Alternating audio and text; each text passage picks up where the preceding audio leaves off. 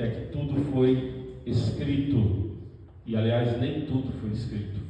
Por isso que às vezes acontece de alguém falar, os nossos irmãos separados, mas não está na Bíblia. Sim, está na tradição da igreja, que deu origem à Bíblia. Dito isso, então esses avós de nosso Senhor foram homens e mulheres, foi um casal que passou pelas batalhas da vida como vocês passam, como todos nós passamos.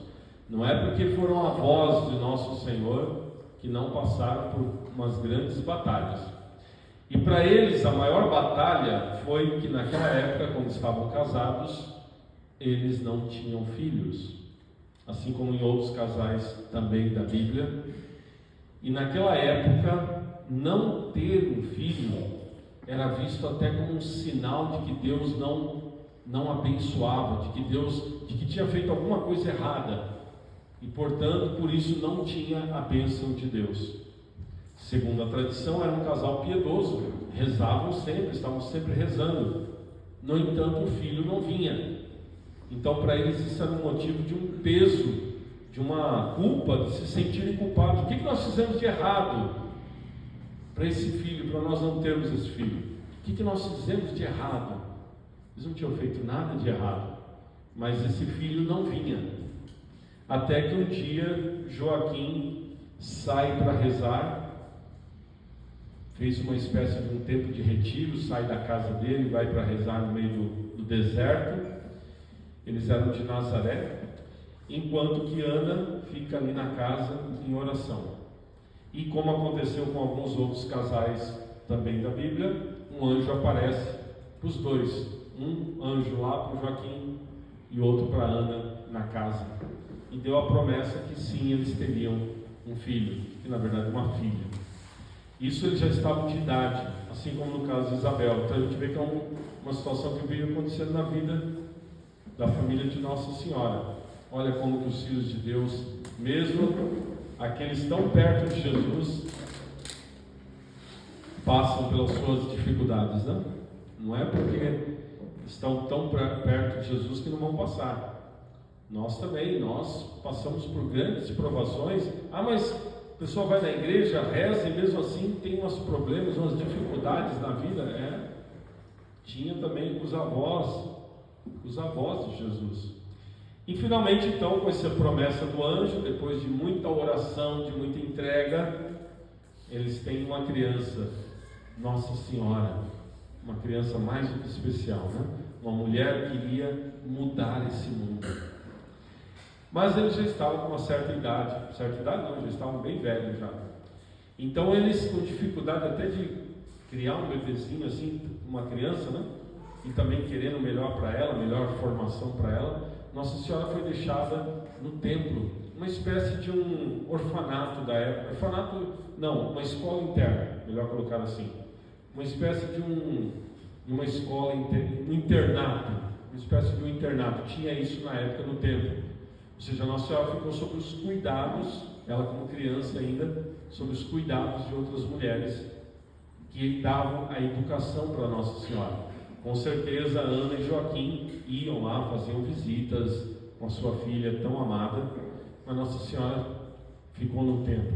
Essa é uma outra história da vida de Nossa Senhora. E tudo indica, nós não temos certeza, mas tudo indica que Joaquim e Ana morreram antes de que Nossa Senhora ficasse grávida pela ação do Espírito Santo. Ou seja, que Nossa Senhora ficou grávida pela ação do Espírito Santo por volta dos 14 anos, 14, 15. Ou seja, São Joaquim e Santa Ana, tudo indica que eles não viram Jesus. Eles não viram. Eles tiveram a grande alegria de ter uma filha muito santa. Eles sabiam que ela era muito santa, que ela seria a mãe de Deus. Provavelmente eles não sabiam. Eles estavam já super felizes que tiveram essa filha tão maravilhosa, mas morreram antes de ver o seu neto maravilhoso. Tudo indica que foi isso. Nós não temos bem certeza, mas segundo a tradição está mais por aí. Vejam só as provações, vejam só. E aí nós vamos, na palavra de Deus hoje, primeira leitura, está dizendo assim: vamos fazer elogio dos homens e das mulheres santos, dos homens famosos. Famoso aqui significa que tem uma honra, não é famoso de televisão de hoje, não é esse tipo de famoso, não. Vamos fazer um elogio dos homens honrados, das mulheres honradas, ou seja, que tem uma história de vida bela, está dizendo a palavra, Eclesiástico. Os nossos antepassados, eles vieram antes de nós, vamos elogiá-los. Isso é o capítulo 44 de Eclesiástico. Também, infelizmente, os nossos irmãos evangélicos protestantes dizem: não pode falar dos santos, não pode dizer essas coisas que vocês católicos falam de santo e pedir a intercessão e tal deles. A palavra de Deus está dizendo: vamos sim elogiar os nossos homens honrosos, vamos dizer que eles são benditos, vamos sim. E aí a palavra dizendo: eles foram de misericórdia. São Joaquim e Santa Ana estão nesse grupo aqui. Eles foram de misericórdia. Imagina esse tempo de Joaquim e Ana casados, querendo ter o seu filho e não tiveram, anos na expectativa, ficaram só se lamuriando: poxa, a gente não tem o nosso filho. Com certeza teve momentos que eles rezaram muito diante de Deus, derramando lágrimas: Senhor, dai-nos essa graça. Mas ficaram só numa lamúria? De jeito nenhum.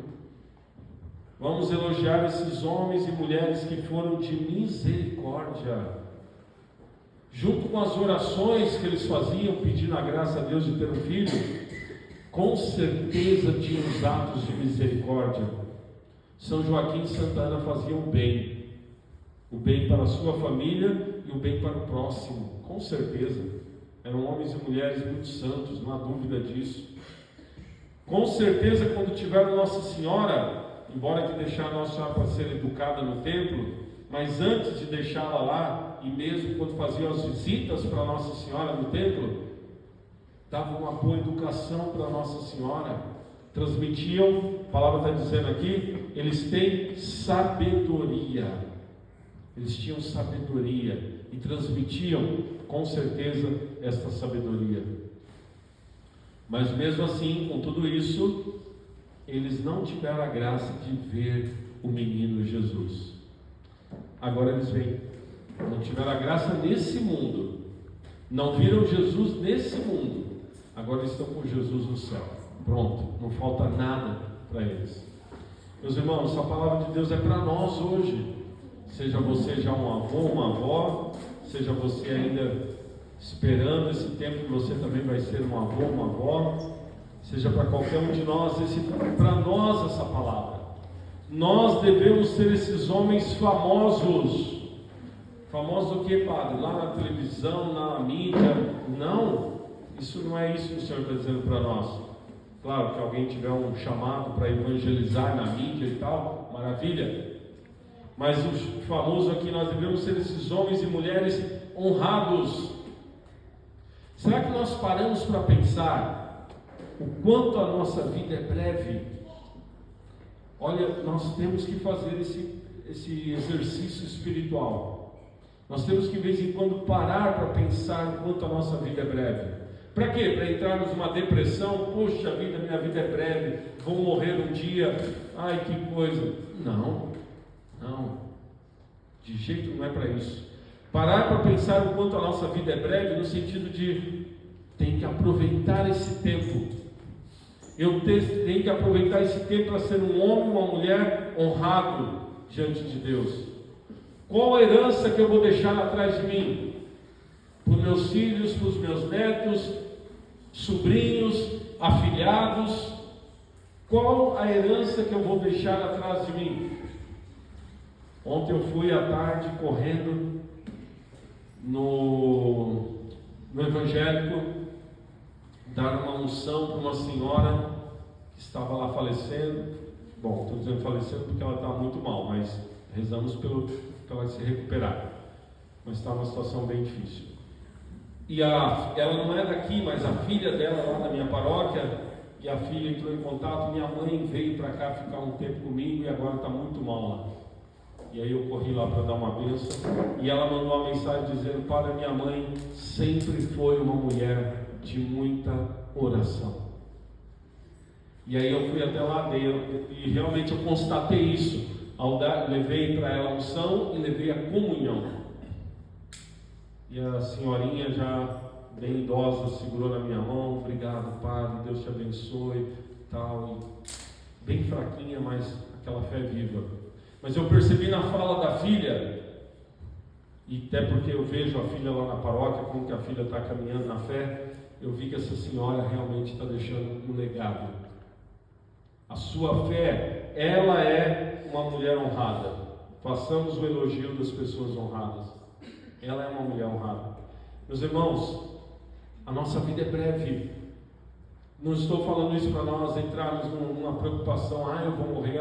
Claro que vamos, mas não é isso. Deus pode nos dar aí muitos anos de vida.